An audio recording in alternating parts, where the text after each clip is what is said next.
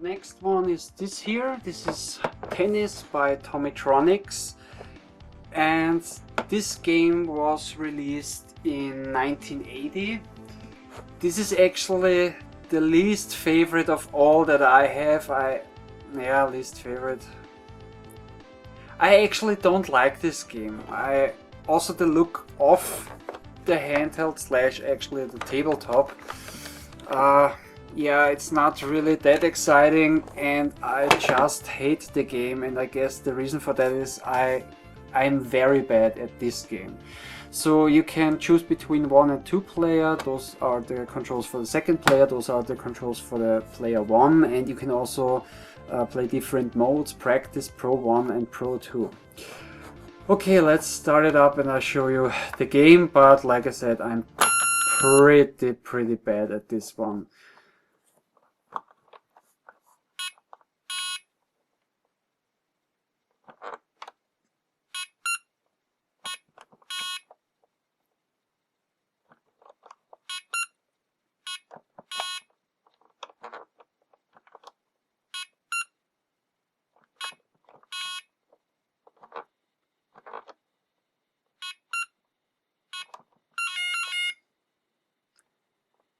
And I lost the first point.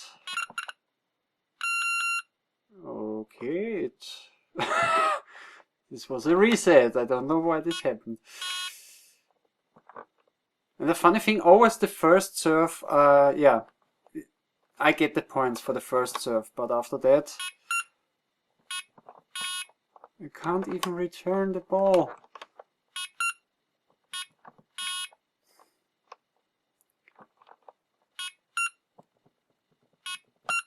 Ooh! Yeah, and there we go.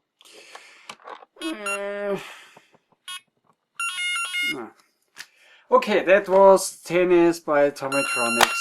Yeah, okay. Ooh, one thing that I forgot to mention, number 1, this was also a VFD game, and for everybody who cares, this has, or let's say this also needs 4C batteries. Okay, but now let's continue with some other games that are more enjoyable, at least for me. The next one is this right here, and this is a pretty cool one in my opinion. This is Attack in Space from Tommy. There were also, and it's from the Pocket Arcade series. And this is also one thing that I haven't mentioned yet, and that is that sometimes one company released the same game a couple of times. They changed some small things, they changed the name and some of the images, but sold the game twice or 3 times just with another name and some slight changes. And this game, for instance, Attack in Space, was also released as Copter Combat and Torpedo Terror, and in the end, yeah, the images on the screen were slightly changed. On Torpedo Terror you had a small submarine on here, and you would shoot torpedoes at other enemy ships. And in the end, but let's come to this one, Attack in Space was released in 1982, and the cool thing about this game is that it doesn't need batteries or any power supply. You can wind up this game, so this is a complete mechanical game. And yeah, it doesn't have any scores or anything. In the end, you have to shoot down the 3 targets on the top, and after you destroyed those 3 targets, then you can reset the game again, wind it up and try it again. And in the end, yeah, the only goal is that you destroy the 3 targets on the top. So let's put it to stop to wind it up.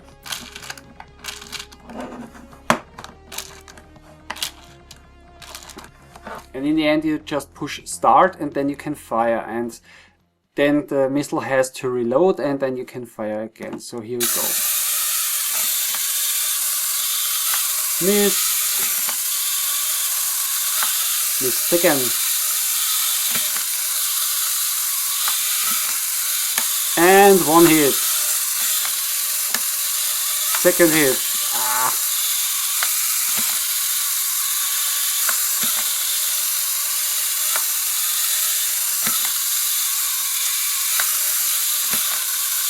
And all free.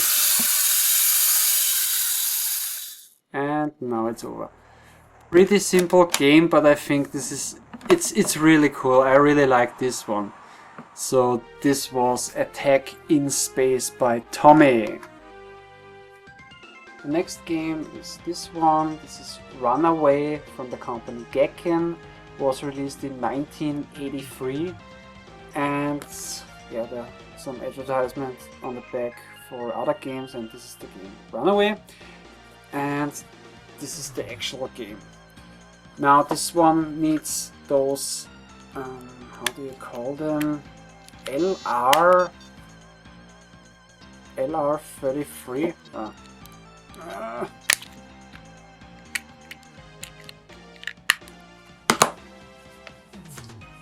Those ones. Those are the LR34, but normally you need the LR43, but I guess they stopped producing the LR43. I don't know, but the LR44 also work.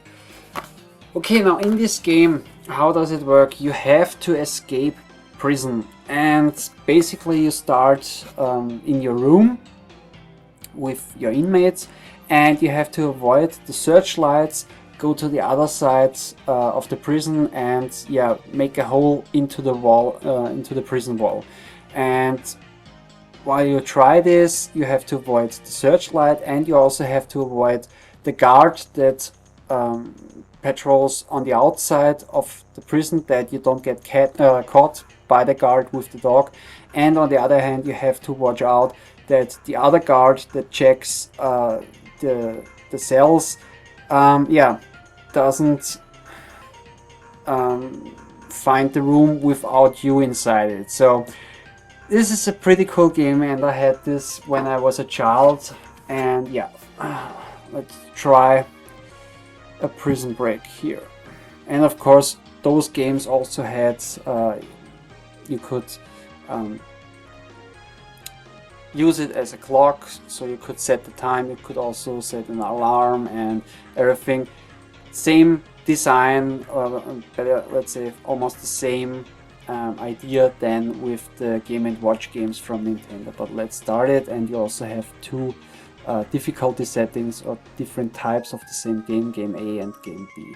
But let's start with Game A. And please keep in mind, I have to play this game through the viewfinder of my camera, so don't expect any miracles in this game. So we set the time.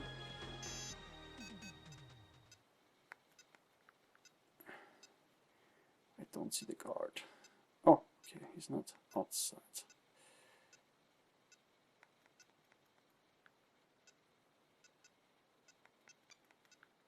Oh, the other guard. Oof. Back in my cell. And escaped with the first guy. Let's try it again. And escaped. And Game B is of course a lot harder than Game A. The guards are faster, the light is faster, and it's a lot harder to escape in the game. And yeah, basically, like I said in the beginning, this is also one of those games that where it's all about the high score. And escaped again. So let's get caught one time. Oh, throw me back into prison.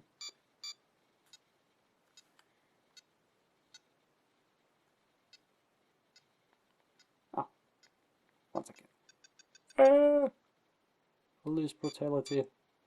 Okay, this was Runaway by the company Gekken, an LCD game.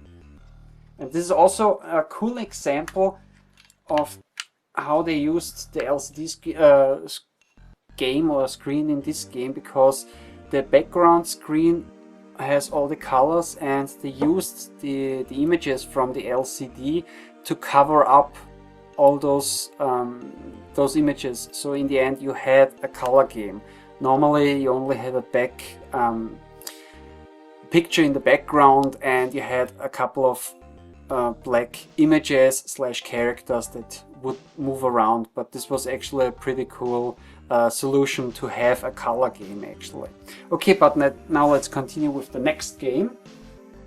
The next game is this one. This is Fireman, and this is a very interesting game because this is actually a Nintendo Game & Watch game. On the back, I hope you can see this if the camera focuses. It says on the back it was made by Nintendo and released 1980.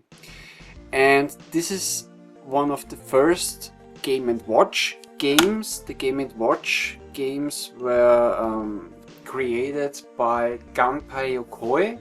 And Gunpei Yokoi, in the video game industry, he was a legend because he created a lot of things, especially for Nintendo. He created the Game & Watch series, he created the Game Boy, he created the Virtual Boy, and later on he also created the Bandai Wonder Swan, and he also helped developing the Nintendo Entertainment System, and he really was a hardware genius.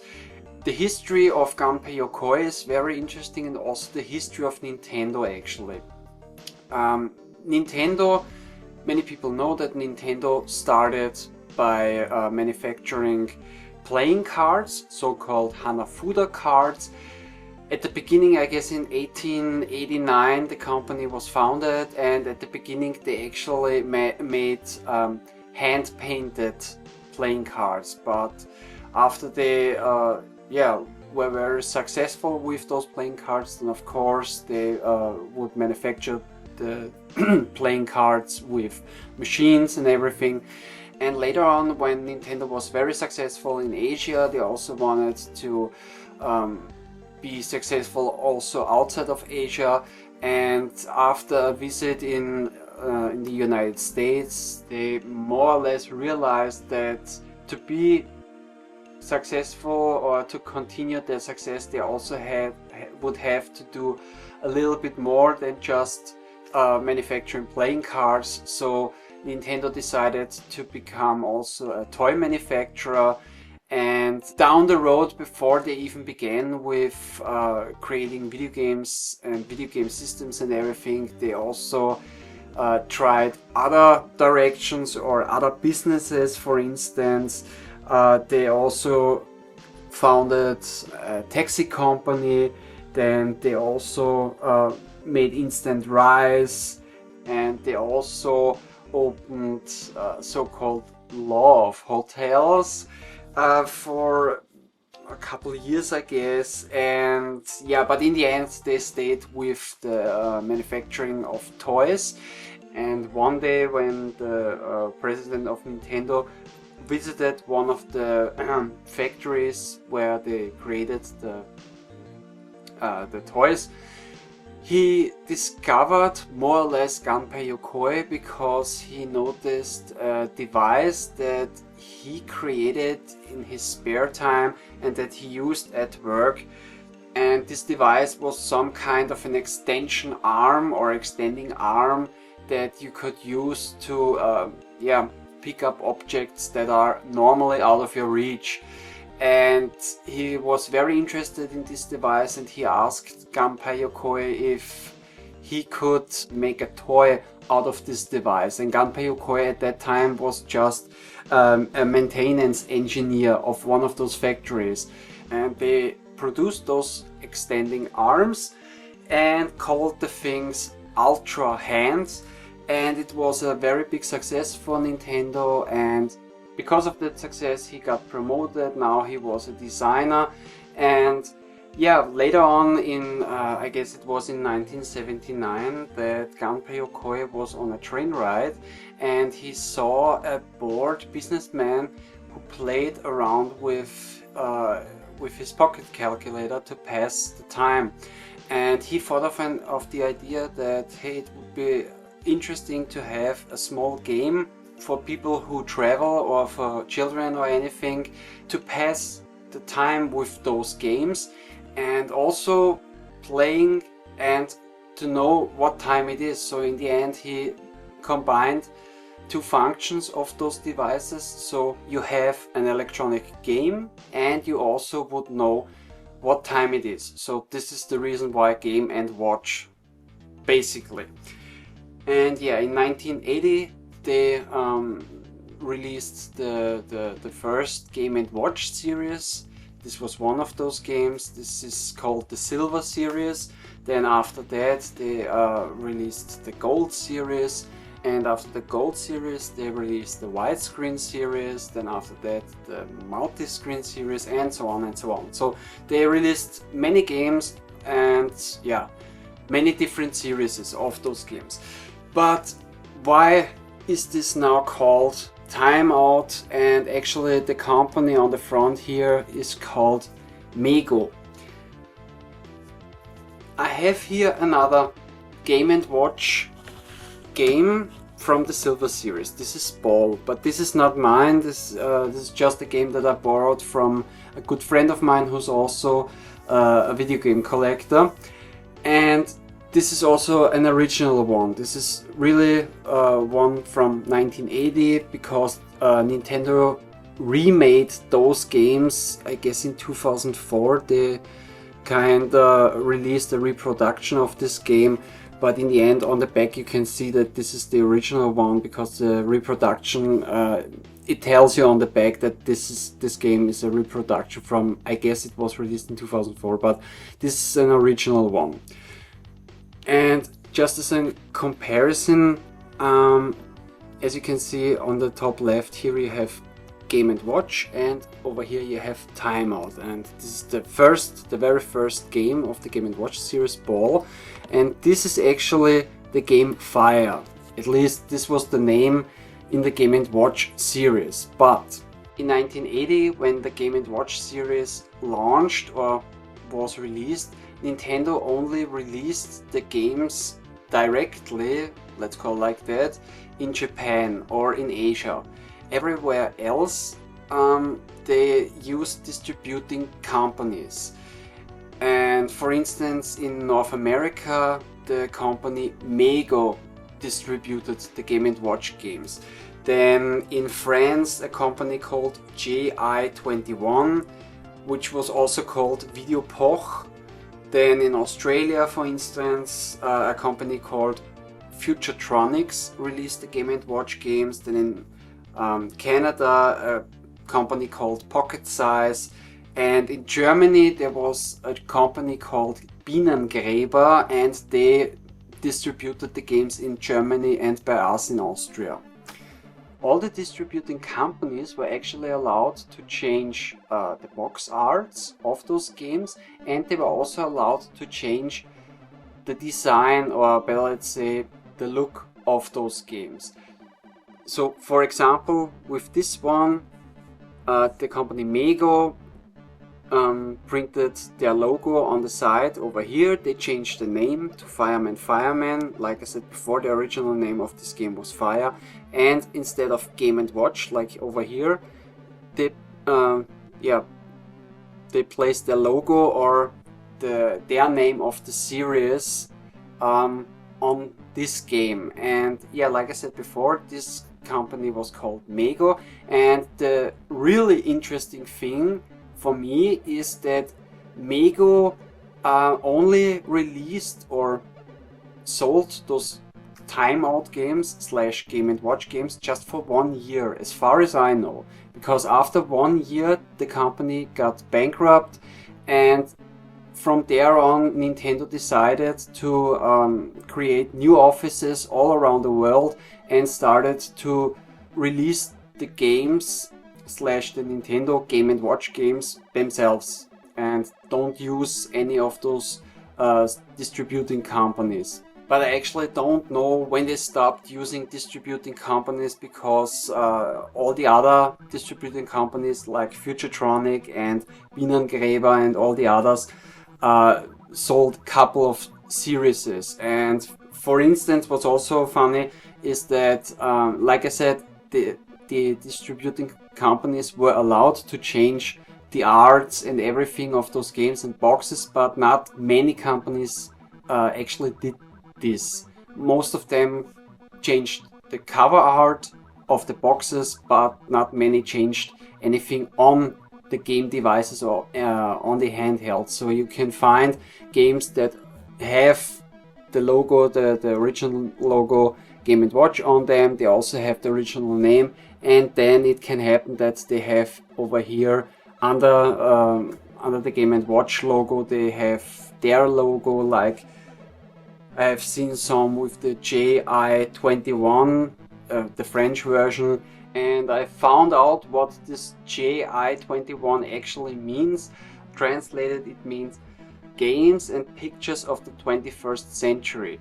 But I can't, I don't speak French or anything, so yeah, I can't really pronounce the original name of this series. Okay, but like I said, this one is actually pretty rare because they were only sold for just 1 year, and only the very first 4 games of the Silver Series were released by the company Mego, and today they are super rare and very, very expensive, especially if you get them with the original, with the box and everything. They are super expensive.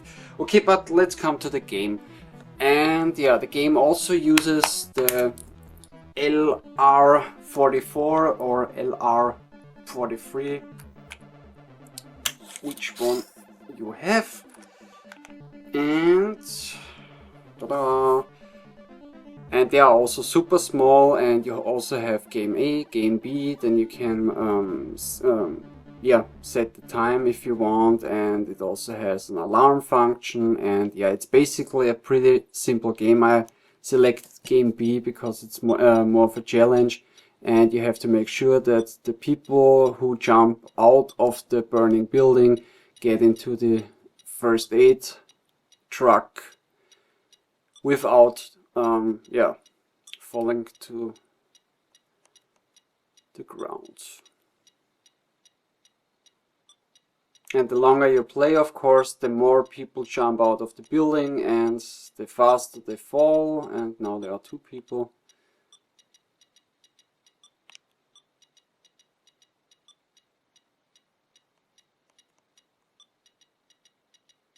And yeah, okay, now let's drop one. Ooh. Yeah, it's a funny game. I really love the Game & Watch series. This is also yeah, I started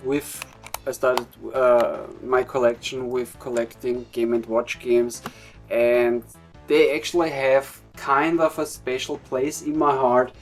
Back in the days when I was a child, and so I only had, I guess, 1 or 2 of the Game & Watch games, but a lot of my friends and school buddies had one of these. But what I really like about the Game & Watch games, they are fun, they are very compact in the end, and I really like the design with the metal and the plastic. For me, they look kind of yeah, luxury in the end. They have a luxury style, those Game & Watch games. Okay, but let's continue with yeah, let's continue with the next game, and it's also a Game & Watch game. This one, this is Spitball Sparky, and this is one of the 2 games of the Super Color series, and those are also pretty rare. And as you can see, they used some kind of a silver chrome color on the case, and actually, yeah, underneath it is white. And actually there was a production failure during the production of those Super Color games, where the machines would forget to put on those chrome/silver colors onto those handhelds. And I don't know how many of those were actually produced and packaged, but yeah, some of those handhelds were sold actually without any color on the side. And Nintendo didn't notice this error or machine error or whatever, and yeah, they were actually sold, and those are today extremely rare and super hard to find and very, very expensive. Also, those are pretty expensive, but you can get those a lot cheaper and a lot easier than the white ones. Also, again, this is an LCD game. Also, Fireman was an LCD game, and yeah, this one also needs the LR44, or at least I use the LR44 batteries. The reason why it's called Super Color is because of all the different LCD colors, and I've read online, yeah, they just used colored see-through plastic stickers on the screen, so it's not combined. They are not how much? 1, 2, 3, 4. They're not 4 different LCD screens or anything. So this, yeah, they simply just used some colored see-through plastic and glued this more or less on the display. It's a really cool game. It's very similar to Breakout or Arkanoids, and yeah, just from the controls you have this one right here, left and right. You have the shoot button, game A, game B, and time, similar like all the other Game & Watch games. And let's just start with game B. And in the end you have to shoot the blocks without dropping the ball.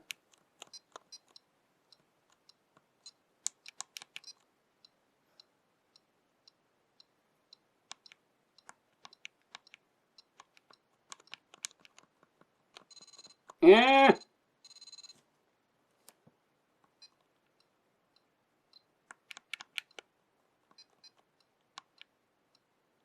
not really an easy game, but it's also pretty interesting and cool in my opinion.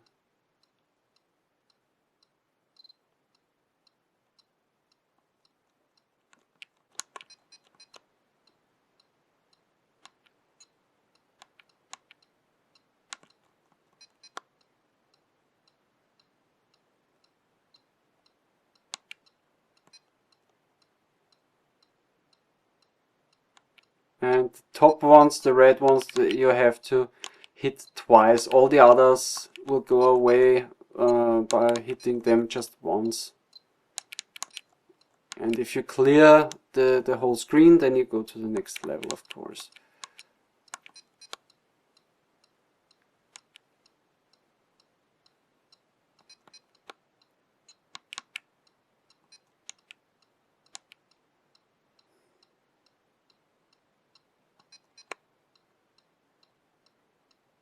And I cleared the level. Okay, next.